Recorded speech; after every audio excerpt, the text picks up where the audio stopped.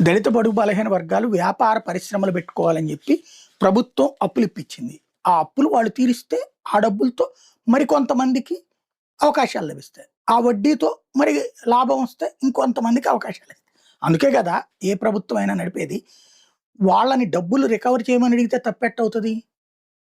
వాళ్ళ చేత బకాయిలు వసూలు చేయమని అడిగితే తప్పెట్టవుతుంది? లేదా కిస్తులు వసూలు చేయమని అడిగితే తప్పెట్టవుతుంది?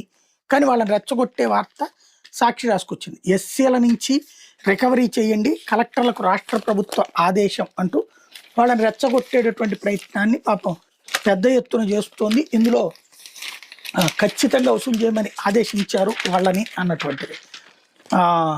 జాతీయ దళిత ఆర్థిక సంస్థ, జాతీయ సఫాయి కర్మచారీస్ ఆర్థిక అభివృద్ధి సంస్థ పథకాల కింద ఎస్సీ కార్పొరేషన్ ద్వారా ఎస్సీల స్వయం ఉపాధి కోసం మంజూరు చేసిన రుణాలను వాళ్ళ నుంచి ముక్కుపిండి వసూలు చేయాలని రాష్ట్ర ప్రభుత్వం నిర్ణయించింది.